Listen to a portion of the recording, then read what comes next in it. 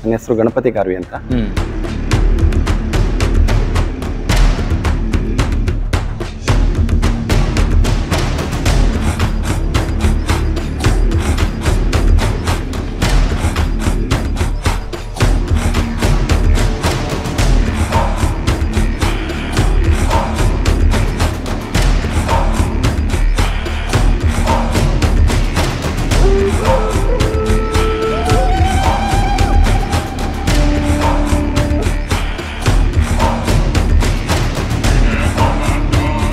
ಆ ಟೈಮಲ್ಲಿ ತುಂಬ ಟೆರರಿಸ್ಟ್. ಓಕೆ. ತುಂಬ ಟೆರರಿಸ್ಟ್ ಅಂದರೆ ಹೋಗುವಾಗಲೇ ನಾವು ಎಲ್ಲ ಆರೋಪಿ ನಿಂತಿರ್ಬೇಕು, ಗಾಡಿ ಪಾಸ್ ಮಾಡ್ಲಿಕ್ಕೆ ಆಗೋದಿಲ್ಲ, ಅಷ್ಟು ಟೆರರಿಸ್ಟ್ ಆ ಟೈಮಲ್ಲಿ. ನನ್ನ ಜೊತೆಲಿ ಒಬ್ಬ ಬಸವರಾಜ್ ಅಂತ ಇದ್ದ. ಅವ್ನು ನನ್ನ ಜೊತೆಯಲ್ಲೇ ನಾವು ಒಂದು ಬಟ್ಲಲ್ಲಿ ಊಟ ಮಾಡ್ದಂಗೆ ಮಾಡ್ತಿದ್ದೇವೆ. ಅವನು ನಾವು ಒಟ್ಟು ಒಂದು ಮನೆ ಹತ್ರ ಗೋಲ್ಡನ್ ಸರ್ಚಿಂಗ್ ಮಾಡಿದಾಗ ನನ್ನ ಜೊತೆಯಲ್ಲಿ ಇದ್ದವ. ಅವನು ಸ್ವಲ್ಪ ಫಾಸ್ಟ್ ಆಗಿ ಮನೆ ಒಳಗೆ ನುಗ್ಗಿದಾಗ 3 ಟೆರರಿಸ್ಟ್ ಇದ್ರಲ್ಲಿ. ಅವು ಟೆರರಿಸ್ಟ್ ಹೊಡೆಯುವ ಮಾಳಿಗೆ ಮೇಲೆ ಹತ್ತುವಾಗ ಅವನಿಗೆ ತಲೆಗೆ ಇಲ್ಲಿ ಗುಂಟಾಗ್ತು. ಕಾರ್ಗಿಲ್ ಇದ್ದು ಸ್ಟಾರ್ಟ್ ಆಯಿತು. ನನ್ನ ತಂಗಿದ ಮದುವೆ ಇತ್ತು. ಆ ಟೈಮಲ್ಲಿ ಪುಟ್ ನಡೀತಿದ್ರೆ ಏನೋ ಅಷ್ಟು ಕೇರ್ ತಗೊಳ್ಳೋದಿಲ್ಲ ಫಸ್ಟಿಗೆ ಸ್ಟಾರ್ಟಲ್ಲಿ. ನಾನಿಲ್ಲಿ ಮದುವೆ ಮಾಡಿ 1 ಅವರಕ್ಕೆ ನಮ್ಮ ತಂಗಿ ಮನೆ ಸಮಾನೋಟಕ್ಕಂತ ಹೋಗಿದ್ದೆ. ಯುದ್ಧ ಜಾಸ್ತಿ ಆಯಿತು. ಓಕೆ. ಅವಾಗ ನನಗೆ ಕಾಲ್ ಬಂತು. ನಾನೇ ಕಾಲ್ ಮಾಡಿದೆ ಇಂಥ ಫ್ರೆಂಡಿಗೆ, ಈಗ ನಮ್ಮ ಯೂನಿಟ್ ಹೊರಡ್ತಾ ಇದೆ ಇಲ್ಲಿ ಸೈನಿಕುಂಡು ಬೆಟಲಿಕ್ ಅಂತ ಜಾಗ ಇದೆ ಕಾರ್ಗಿಲ್ ಹತ್ರನೇ. ನಾನು ಅದೇ ಸಮಯದಲ್ಲಿ ಮತ್ತೆ ತಡಬೇಡ ಮಾಡಲಿಲ್ಲ. 1 ಅವರ್ದಿಂದ ಸೀದಾ ಬಂದ್ಕೊಂಡು ಜನರಲ್ ಬೋಗಿಲ್ ಕೂತ್ಕೊಂಡು ಸೀದಾ ಹೋದೆ. ನಮ್ಮ ಯೂನಿಟ್ ಜಮ್ಮಲ್ಲಿ ಕ್ಲೋಸ್ ಆಗಿತ್ತು ಅವಾಗ. ಓಕೆ. ವೆಸ್ಟ್ ಬೆಂಗಾಲಿಂದ ಬಂದು ಯೂನಿಟ್ ಜೊತೆಯಲ್ಲೇ ನಾನು ಹೋದೆ. ಖುಷಿಯಾಗಿ ನಮ್ಮ ಫಸ್ಟ್ ಡ್ಯೂಟಿಯಲ್ಲಿ ನಮ್ಮ ಹೋಗುವಾಗಲೇ ಕುಲ್ಗಾಂವ್ ಪೊಲಿಟಿಷಿಯನ್ ಅಂತ ಡ್ಯೂಟಿ ನಮ್ಗೆ ಹಾಕಿದ್ದಾರೆ.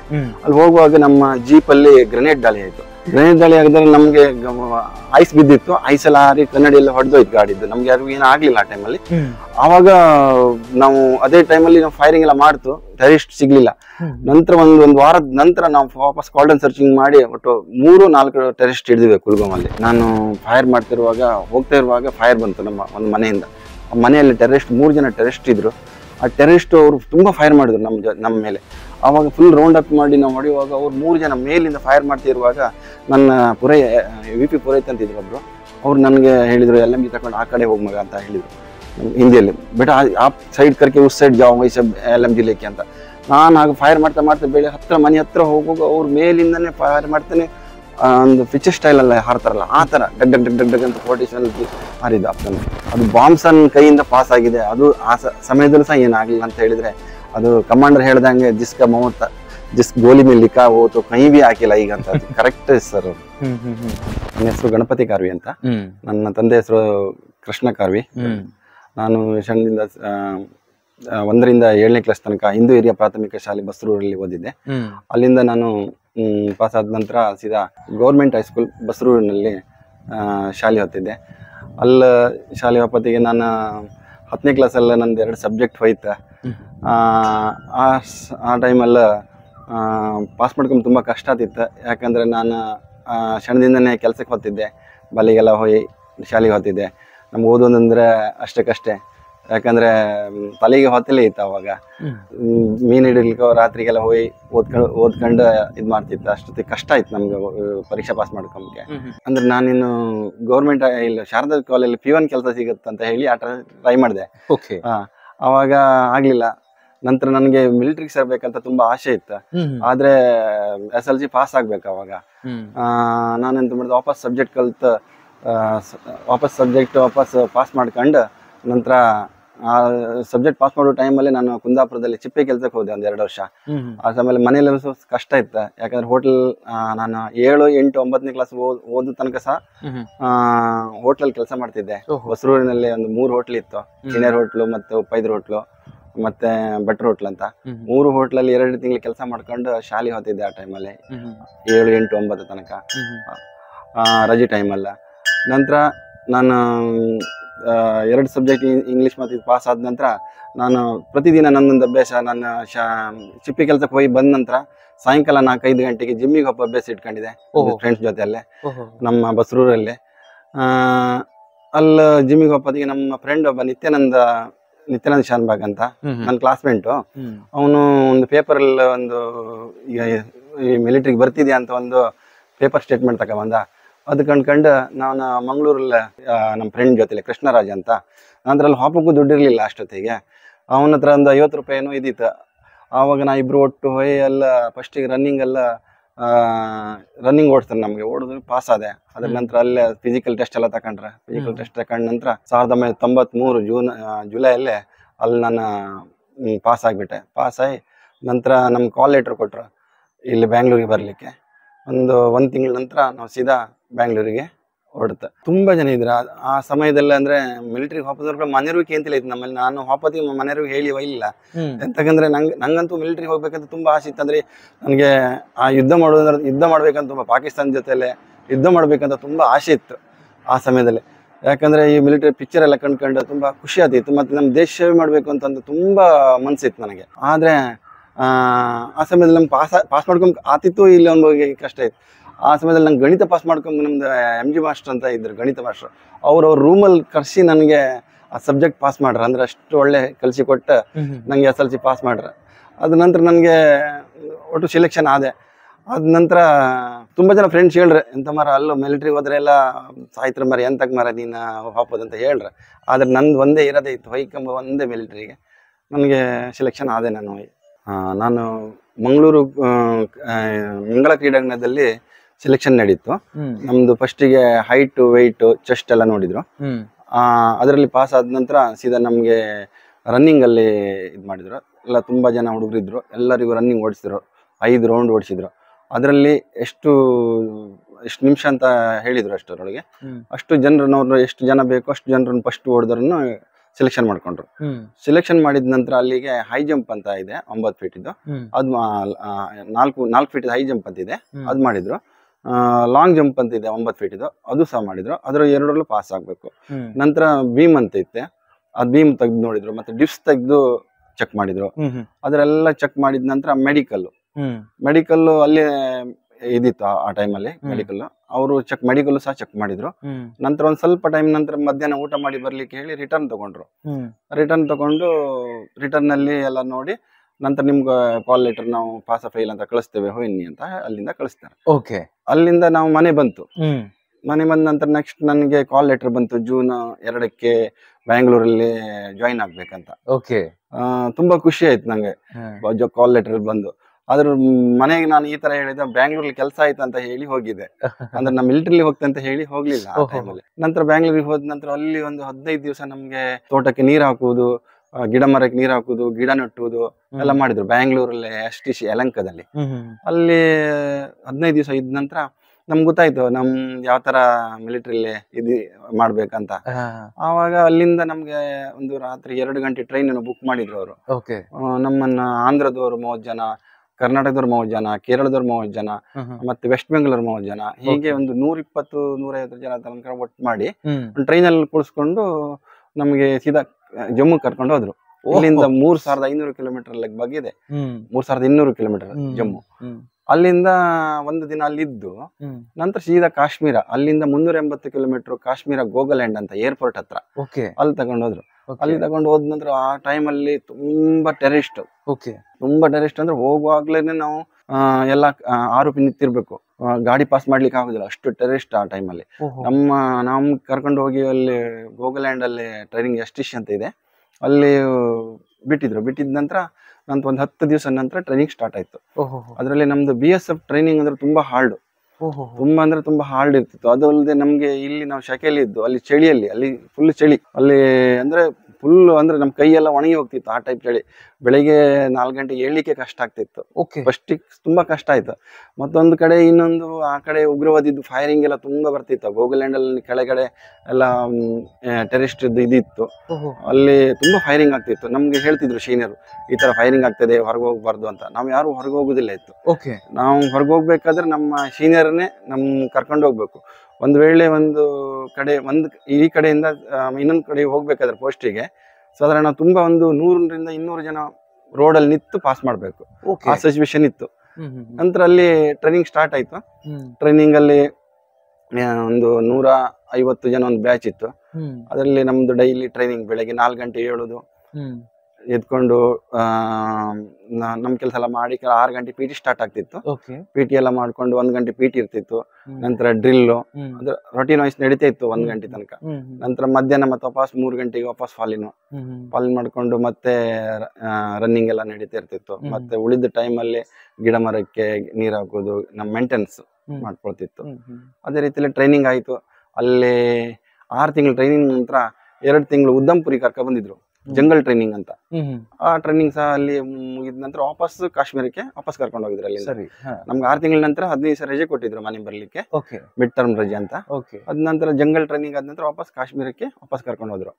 ಅಲ್ಲಿಂದ ಇನ್ನೂ ಡೀಟೇಲ್ ಮಾಡಿದ್ರು. ಲೆಟರ್ ಆಗ್ತಿತ್ತು. ನಾವು ಹಾಕಿದ ಲೆಟ್ರಿಗೆ ಸಾಧಾರಣ ನಾವು ಇವತ್ತು ಬರೆದ್ರೆ ನಮ್ಗೆ ಲೆಟರ್ 5 ದಿನ ಒಂದು 10 ದಿನ ನಂತರ ಆನ್ಸರ್ ಸಿಕ್ತಿತ್ತು. ಅಂದ್ರೆ ನಾವ್ ಅವ್ರದ್ದು ನಾವ್ ವಾಪಸ್ ಅದಕ್ಕಿಂತ ಮೊದಲ 2-3 ಲೆಟರ್ ಬರೀತಿತ್ತು ಅದ್ರ ಮಧ್ಯದಲ್ಲಿ. ಅಂದ್ರೆ ನಾವು ಹುಷಾರಿದ್ದೇನೆ ಅಂತ. ಫಸ್ಟ್ ಕಡೆಗೆ ಒಂದು 3 ತಿಂಗಳು 4 ತಿಂಗಳ ತನಕ ಗೊತ್ತಿರ್ಲಿಲ್ಲ ಅವರಿಗೆ. ನಾನು ಬ್ಯಾಂಗ್ಳೂರಲ್ಲಿ ಅಣ್ಣನ ಮನೇಲಿ ಇದ್ದೇನೆ ಅಂತ ಹೇಳಿದೆ. ಅಣ್ಣನ ಹತ್ರ ಹೇಳ್ಬೇಡ ಅಂತ ಹೇಳಿದ್ದೆ. ನಂತರ ಗೊತ್ತಾಯ್ತು ಅವರಿಗೆ ನಾನು ಇಲ್ಲಿ ಅಂತ. ನಂತರ ನಾ ಟ್ರೈನಿಂಗ್ ಮುಗಿಸಿ ಬರುವಾಗ ಇಷ್ಟು ಸಪೂರ ಆಗಿ ಬಂದಿದ್ದೆ, ತಲೆಯೆಲ್ಲ ಬೋಳ್ಸ್ಕೊಂಡು ಸಣ್ಣ ಕುರ್ಲಿ ಇಟ್ಕೊಂಡು. ಮನೆಯವರಿಗೆಲ್ಲ ತುಂಬಾ ಬೇಜಾರಾಯ್ತು ನೋಡ್ಕೊಂಡು. ಖುಷಿಯಾಗಿದೆ ಒಂಥರ. ಮಿಲಿಟರಿ ಗೌರ್ಮೆಂಟ್, ಸೆಂಟ್ರಲ್ ಗೌರ್ಮೆಂಟ್ ಕೆಲಸದಲ್ಲಿ ಸಿಕ್ತಲ್ಲ ಅಂತ ಖುಷಿ ಆಯ್ತು. ಅದ್ರಲ್ಲೂ ದುಃಖ ಸಹ ಆಯ್ತು ಅವರಿಗೆ. ನಂತರ 15 ದಿವಸ ಬಿಟ್ಟು ಮತ್ತೆ ಹೋದೆ ನಾನು ಟ್ರೈನಿಂಗ್ಗೆ. ಟ್ರೈನಿಂಗ್ ಮುಗಿಸಿ ಅಲ್ಲಿ ಟ್ರೈನಿಂಗ್ ಆದ ನಂತರ ಪಾಸಿಂಗ್ ಔಟ್ ಪರೇಡ್ ನಡೀತು.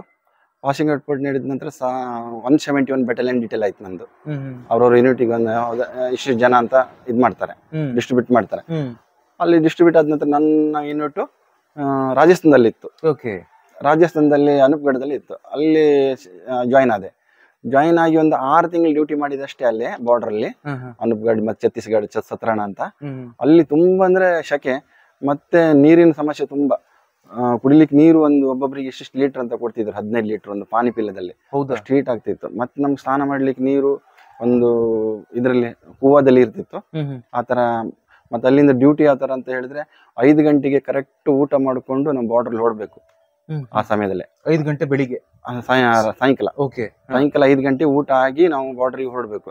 ನಾವು ಹೋಗುವಾಗ ನಮ್ದು ರೈಫಲ್ ತಕೊಂಡು ಎಮುನಿಷನ್ ತಕೊಂಡು ಹೋಗ್ಬೇಕು. ನಮ್ಮ ಇಷ್ಟರೆಲ್ಲ ತಕೊಂಡು ಇಲ್ಲಿಂದ ಸಾಧಾರಣ 2-3 ಕಿಲೋಮೀಟರ್ ನಮ್ಮ ಹೆಡ್ ಕ್ವಾರ್ಟರ್ ಇಂದ ನಾವು ಇರುವ ಸ್ಥಳದಿಂದ 3 ಕಿಲೋಮೀಟರ್ ದೂರ ಬಾರ್ಡರ್ ಇರ್ತಿತ್ತು. ಅಲ್ಲೇ ಬಾರ್ಡರ್ ಹತ್ರ ಹೋಗಿ ಪೂರಾ ರಾತ್ರಿ ಅಲ್ಲೇ ಡ್ಯೂಟಿ. 3 ಜನ ಹೋಗ್ತಿದ್ದೇವೆ ಒಂದೊಂದು ಪೋಸ್ಟ್ ಅಲ್ಲಿ. 3 ಜನ ಒಂದೊಂದು 2 ಕಿಲೋಮೀಟರ್ ದೂರ ಮತ್ತೊಂದು 3 ಜನ ಇರ್ತಿದ್ರು. ಹಾಗೆ ಅಲ್ಲಿ ರಾತ್ರಿ ಇಡೀ ಡ್ಯೂಟಿ ಮಾಡಿ ಬೆಳಗ್ಗೆ 6 ಗಂಟೆ ಮತ್ತೆ ಬರುದು. ಮತ್ತೆ ಬಂದ್ಕೊಂಡು ಇಲ್ಲಿ ಫ್ರೆಶ್ ಎಲ್ಲ ಆಗಿ ಸ್ವಲ್ಪ ರೆಸ್ಟ್ ಮಾಡ್ಕೊಂಡು ಮತ್ತೆ 12 ಗಂಟೆಗೆ OP ಅಂತ ಅಬ್ಸರ್ವೇಷನ್ OP ಅಂತ ಸ್ಟಾರ್ಟ್ ಆಗುತ್ತೆ. ಅದಕ್ಕೆ ಹೋಗುದು. ಅದೇ ತರ ರೊಟೇಷನ್ ನಡೀತಾ ಇರ್ತಿತ್ತು. ಯಾಕಂದ್ರೆ ಟ್ರೈನಿಂಗ್ ಟೈಮಲ್ಲೇ ನಮ್ಗೆ ತುಂಬಾ ಮಸೂಜ್ ಆಗ್ತಿತ್ತು. ಯಾಕಂದ್ರೆ ನಾವು ಟ್ರೈನಿಂಗ್ ಮಾಡ್ತಿರುವಾಗ ಕೆಲವು ಬಾಡಿಗಳಲ್ಲಿ ಫೈರಿಂಗ್ ಆಗಿ ನಮ್ಮ ಆರ್ಮಿ ಮಿಲಿಟರಿ ಬರ್ತಿದ್ರು. ನಮ್ಮ ಬೇಸ್ ಹಾಸ್ಪಿಟಲ್ ಇತ್ತಲ್ಲ, ಅವಾಗ ನಮ್ಗೆ ಗೊತ್ತಾಗ್ತಿತ್ತು ಇದು ಗುಂಡ್ತಾಗ್ತು, ಇದು ಗ್ರೆನೇಟ್, ಇದು ದಾಳಿ ಅಂತ. ಅವಾಗ್ಲೇ ನಮ್ಗೆ ತುಂಬಾ ಟ್ರೈನಿಂಗ್ ಎಷ್ಟು ಬೇಗ ಮುಗೀತದೆ, ಎಷ್ಟು ಬೇಗ ಫೈಟ್ ಮಾಡ್ತೇವೆ ರೊಟ್ಟಿ ಅಂತ ಅನಿಸ್ತಿತ್ತು. ಆ ಟೈಮಲ್ಲಿ ನಂತರ ಯೂನಿಟ್ ಜೊತೆಲಿ ಕಾಶ್ಮೀರ್ ಡ್ಯೂಟಿಲಿ ಆದ್ರೂ ಕೂಡ ಇನ್ನೂ ಖುಷಿ ಆಯ್ತು. ಆ ಟೈಮಲ್ಲಿ ಖುಷಿಯಾಗಿ ನಮ್ಮ ಫಸ್ಟ್ ಡ್ಯೂಟಿಯಲ್ಲಿ ನಮ್ಮ ಹೋಗುವಾಗಲೇ ಕುಲ್ಗಾಂ ಪೊಲಿಟಿಷಿಯನ್ ಅಂತ ಡ್ಯೂಟಿ ನಮ್ಗೆ ಹಾಕಿದ್ದಾರೆ. ಅಲ್ಲಿ ಹೋಗುವಾಗ ನಮ್ಮ ಜೀಪ್ ಅಲ್ಲಿ ಗ್ರೆನೇಡ್ ದಾಳಿ ಆಯ್ತು. ಗ್ರೆನೇಡ್ ದಾಳಿ ಆಗಿದ್ರೆ ನಮ್ಗೆ ಐಸ್ ಬಿದ್ದಿತ್ತು. ಐಸ್ ಎಲ್ಲ ಹಾರಿ ಕನ್ನಡಿ ಎಲ್ಲ ಹೊಡೆದೋಯ್ತು ಗಾಡಿದ್ದು. ನಮ್ಗೆ ಯಾರಿಗೂ ಏನು ಆಗ್ಲಿಲ್ಲ ಆ ಟೈಮಲ್ಲಿ. ಆವಾಗ ನಾವು ಅದೇ ಟೈಮಲ್ಲಿ ನಾವು ಫೈರಿಂಗ್ ಎಲ್ಲ ಮಾಡ್ತು, ಟೆರರಿಸ್ಟ್ ಸಿಗ್ಲಿಲ್ಲ. ನಂತರ ಒಂದು ವಾರದ ನಂತರ ನಾವು ವಾಪಸ್ ಕಾಲ್ಡನ್ ಸರ್ಚಿಂಗ್ ಮಾಡಿ ಒಟ್ಟು 3-4 ಟೆರರಿಸ್ಟ್ ಹಿಡಿದಿವೆ ಕುಲ್ಗಾಂ ಅಲ್ಲಿ. ಹೊಡೆದು 3-4 ಹೊಡೆದು 2-3 ಹಿಡಿದಿದ್ದೇವೆ ಆ ದಿವಸ. ಕಡಿಗೆ ಎಷ್ಟು 10-11 ಜನ ಟೆರರಿಸ್ಟ್ ಇದ್ದಿದ್ರು ಕುಲ್ಗಾಂ ಅಲ್ಲಿ. ಅದೇ ರೀತಿ ಹಾಗೆ ಮತ್ತೊಂದು ವಿಷಯ ಅಂದ್ರೆ, ನಾನು ಒಂದ್ ಸ್ವಲ್ಪ ಅಲ್ಲಿಂದ ಪೋಸ್ಟಿಂಗ್ ಆಗಿ ವಾಪಸ್ ಇಲ್ಲಿ ಬಂದೆ ನಾನು, ಬಾರಾಮುಲ್ಲಾ ಅಂತ. ಕಾಶ್ಮೀರದಲ್ಲೇ.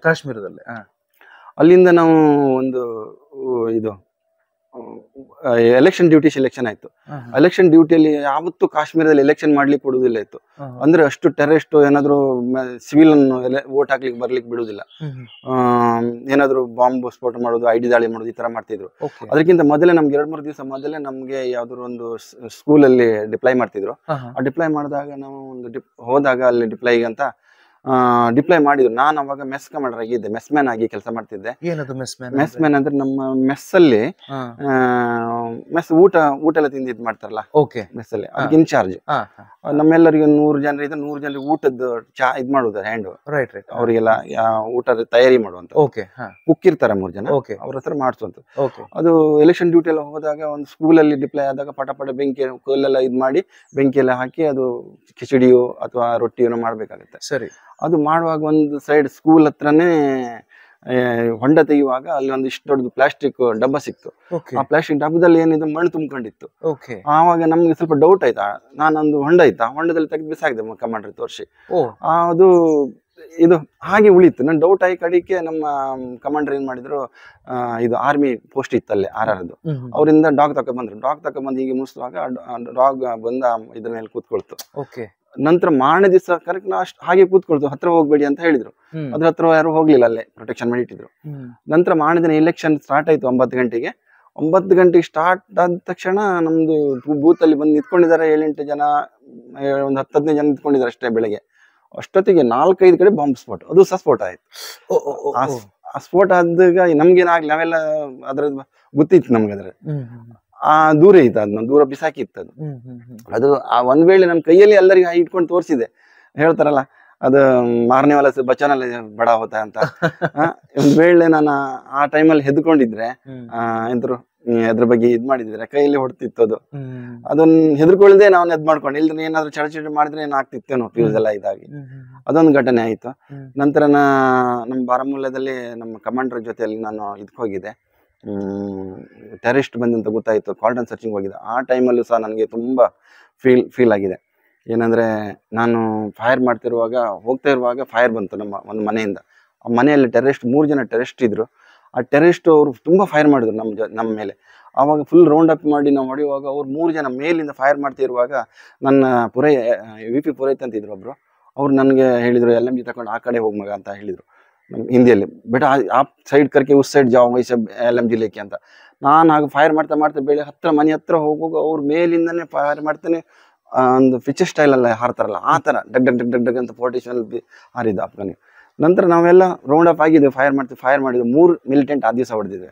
ಅದು ತುಂಬಾ ಅಂದ್ರೆ 2ನೇ ತಾರೀಕು 3ನೇ ತಿಂಗಳ 2002ನೇ ಇಸ್ವಿಯಲ್ಲಿ.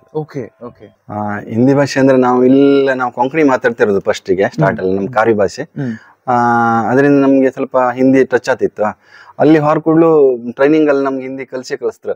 ಯಾಕಂದ್ರೆ ಫಸ್ಟಿಗೆ ನಮ್ಗೆ ಸ್ವಲ್ಪ ಹಿಂದಿ ಬರೀಲಿಕ್ಕೆಲ್ಲ ಬರ್ತಿತ್ತು. ನಾವು 10th ಹಿಂದಿ ಸಬ್ಜೆಕ್ಟ್ ಇತ್ತಲ್ಲ, ಹಾಗೂ ಅಲ್ಲಿ ಸಹ ನಮ್ಗೆ ಅಂದ್ರೆ ಎಲ್ಲ ಬೇರೆ ಕೇರಳದವರು, ತಮಿಳ್ನಾಡವರು ಎಲ್ಲ ಬರ್ತಿತ್ತು. ತಮಿಳ್ನಾಡವ್ರಿಗೆ ಮಾತ್ರ ಹಿಂದಿ ಕ್ಲಿಯರ್ ಬರೋದಿಲ್ಲ ಇತ್ತು. ಕೇರಳ ನಮ್ಮ ಆಂಧ್ರದವರಿಗೆಲ್ಲ ನಮ್ಗೆ ಸ್ವಲ್ಪ ಹಿಂದಿ ಬರ್ತಿತ್ತು. ಮತ್ತು ಅವರೊಟ್ಟಿಗೆ ಕೂತ್ಕೊಂಡು ಅವರು ಅವ್ರ ಹತ್ರ ಅದೇ ಮಾತಾಡ್ಬೇಕು, ನಮ್ಮ ಭಾಷೆಯಲ್ಲಿ ಮಾತಾಡ್ಲಿಕ್ಕಿಲ್ಲ. ನಮ್ಮ ಭಾಷೆಯಲ್ಲಿ ಏನಾದ್ರು ಮಾತಾಡಿದ್ರೆ ಏನ್ ಕುಡು ಕರ್ರೆ ಅಂತ ಹೇಳ್ತಾನೆ. ಬಟ್ ಅದು ಅವ್ರು ಮಾತಾಡ್ದಂಗೆ ಮಾತಾಡಿ ಕಲಿತು. ಮತ್ತೆ ಪನಿಷ್ಮೆಂಟ್ ಕೊಡ್ತಿದ್ರು. ಒಂದ್ ವೇಳೆ ದೈನಸೆ ಜಾಯಿಗ ಬಾಯಿಸೆ ಆಯಿಗ ಅಂತ ಹೇಳಿದ ಕೂಡಲೇ ನಾವು ಬಾಯಿಸೆ ಹೋಗಿ ದೈನಸೆ ಬರ್ತಿತ್ತು. ಒಂದೊಂದ್ಸಲ ಗೊತ್ತಾಗ ಪನಿಷ್ಮೆಂಟ್ ತುಂಬಾ ತಿಂದಿದ್ದೇವೆ ಆ ಟೈಮ್. ಏನ್ ಪನಿಷ್ಮೆಂಟ್ ಕೊಡ್ತಿದ್ರು ಸರ್? ಪನಿಷ್ಮೆಂಟ್ ಅಂದ್ರೆ ಏನು, ಬ್ಯಾಕ್ ರೂಲ್, ಫ್ರಂಟ್ ರೂಲ್, ಮತ್ತೆ ವಾಪಸ್ ರನ್ನಿಂಗ್, ದುಬಾರಾ ಜಾವ್ ಅಂತ ಹೇಳಿ ಈ ತರ ಪನಿಷ್ಮೆಂಟ್ ಕೊಡ್ತಿದ್ರು. ಸರ್, ಇಷ್ಟನ್ನೆಲ್ಲ ನೀವು ಮಾಡುವಾಗ ಇದು ಬೇಡ ನನಗೆ, ನಾನು ಬಿಟ್ಟು ಹೋಗ್ತೇನೆ ಅಂತ ಅನ್ಸ್ಲಿಲ್ವಾ ಸರ್? ಮನ್ಸಿಗೆ ನೋವಾದಾಗ ಅನ್ಸುತ್ತೆ ಬಿಟ್ಟು. ಆದ್ರೆ ಒಂದ್ಸಲ ಇಜ್ಜತ್ ಪ್ರಶ್ನೆ ಆಗತ್ತೆ ಅವಾಗ. ಮತ್ತೊಂದು ನಮ್ ದೇಶ ಇದೇ ತರ ಎಲ್ಲರೂ ಮಾಡಿದ್ರೆ ಹೇಗೆ, ನಮ್ಗೆ ದೇಶ ಸೇವೆ ಮಾಡ್ಬೇಕಂತ ಛಲ ಇರುವಾಗ ಅದೆಲ್ಲ ಅನುಭವಿಸ್ಲೇಬೇಕಾಗತ್ತೆ. ಓಕೆ ಸರ್, ಈಗ ಕಾರ್ಗಿಲ್ ವಿಚಾರಕ್ಕೆ ಸಂಬಂಧಪಟ್ಟ ಹಾಗೆ ನಿಮ್ಮ ಹತ್ರ ಏನಾದ್ರು ಕಥೆಗಳು?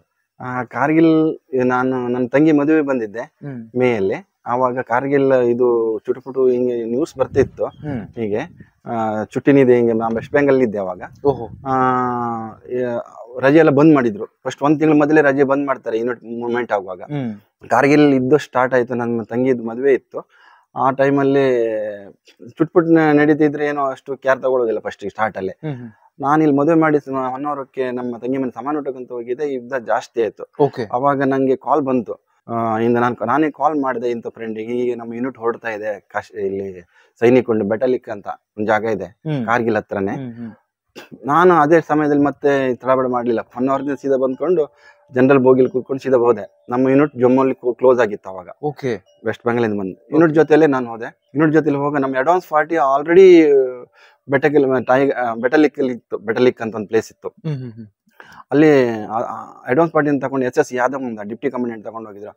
ಅವರು ಮೇಲಿಂದ ಕೆಳಗೆ ಬರುವಾಗ ಮತ್ತೆ ತಪಾಸ್ ಮೇಲೆ ಹತ್ತುವಾಗ ಏನು ಕೆಲಸಕ್ಕೆ ಮೇಲೆ ಹತ್ತುವಾಗ ಬಾಂಬ್ ಬೊಪ್ಪರ್ಸ್ ದಾಳಿ ಆತಿತ್ತು ನಾವು ಹೋಗ್ಲವ್ನು. ಆವಾಗ ಅವರಿಗೆ ಬಾಂಬ್ ತ್ಯಾಗಿ ಅವರು ಅಲ್ಲೇ ಇದಾದ್ರು. ಕಡೆಗೆ ಅವ್ರನ್ನ ಸ್ಟ್ರೆಚರ್ ತಗೊಬಂದು ಇದ್ ಮಾಡಿದ್ರು, ವೀರಮರಣ ಹೊಂದಿದ್ರು ಅವರು. ನಾವು ಆ ಟೈಮಲ್ಲಿ ಹೋಗುವಾಗ ಬೊಪ್ಪ ದ್ರಾಸಲ್ಲಿ ಹೋಗುವಾಗ ಸೈನಿಕ ಹತ್ರ ಟೆಂಟ್ ಹಾಕೊಂಡಿದ್ದೇವೆ. ಅಲ್ಲಿ ತುಂಬಾ ಫೈರಿಂಗ್ ನಡೀತಿತ್ತು, ತುಂಬಾ ಅಂದ್ರೆ ತುಂಬಾ ಫೈರಿಂಗ್ ಇತ್ತು. ಒಂದ್ 2 ತಿಂಗಳ ತನಕ ಫೈರಿಂಗ್ ಅಲ್ಲೇ ನಾವು ಕೆಳಗೆ ಇತ್ತು, ಬೊಪ್ಪರ್ಸ್ ಇಂದ ಮೇಲಿನ ಫೈರ್ ಬರ್ತಿತ್ತು. ನಾವು ಎಮ್ಯುನಿಷನ್ ಸಪ್ಲೈ ಎಲ್ಲ ಮಾಡ್ತಿತ್ತು ಆ ಟೈಮಲ್ಲಿ.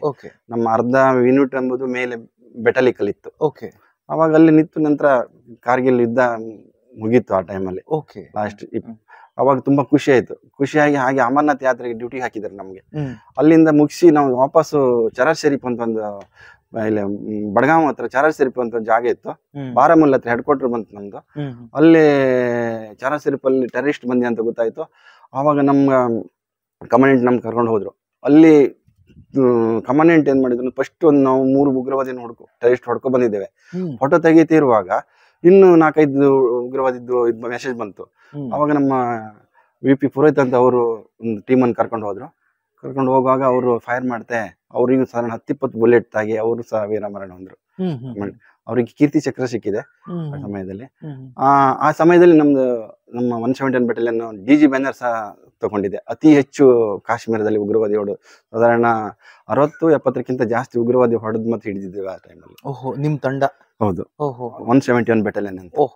ಅದ್ರ ನಂತರ ನಾವು ಸೀದಾ ಪಂಜಾಬಿ ಬಂದ್ವಿ. ಅಲ್ಲಿ ಸಹ DG ಬ್ಯಾನರ್ ಅಂತ ತಗೊಂಡು ಅತಿ ಹೆಚ್ಚು ಉಗ್ರವಾದಿ ಹೊಡೆದ್ದು ಮತ್ತೆ DG ಬ್ಯಾನರ್ ಅಂದ್ರೆ ಆಲ್ ನಮ್ಮ ಯೂನಿಟ್, ನಮ್ಮ BSF ಯೂನಿಟ್ ಅಲ್ಲಿ ಒಳ್ಳೆ ಕೆಲಸ ಮಾಡೋದು, ಹಾರ್ಡ್ ವರ್ಕರ್, ಎಲ್ಲ ಫಿಸಿಕಲ್ ಫಿಟ್, ಫೈರಿಂಗ್ ಎಲ್ಲದ್ರೂ ಬರುತ್ತೆ ಅದರಲ್ಲಿ, ಡಿಸಿಪ್ಲಿನ್. ಅದರಲ್ಲಿ ನಮ್ದು DG ಬ್ಯಾನರ್ ತಗೊಂಡಿತ್ತು ಆ ಸಮಯದಲ್ಲಿ. ಸರ್, ಈಗ ನೀವು ಈ ಬಂದೂಕುಗಳನ್ನ ಹೊತ್ಕೊಂಡಿರ್ತೀರಲ್ವಾ, ಅದು ಬಹಳ ಭಾರ ಇರುತ್ತಾ? ಮೊದಲಿನಿಂದ ಬಂದೂಕ್ ಸ್ವಲ್ಪ ವೆಯ್ಟ್ ಇರ್ತಿತ್ತು, 7.5 kg ಇರ್ತಿತ್ತು SLR ಅಂತ. ನಂತರ ಬಂದಿದ್ ಇನ್ಸಾಸು 47 ಇದೆಲ್ಲ ಅಷ್ಟು ಭಾರ ಏನು ಇರಲ್ಲ, ಒಂದು ನಾರ್ಮಲಿ ಇದ್ ಮಾಡ್ಬೋದು.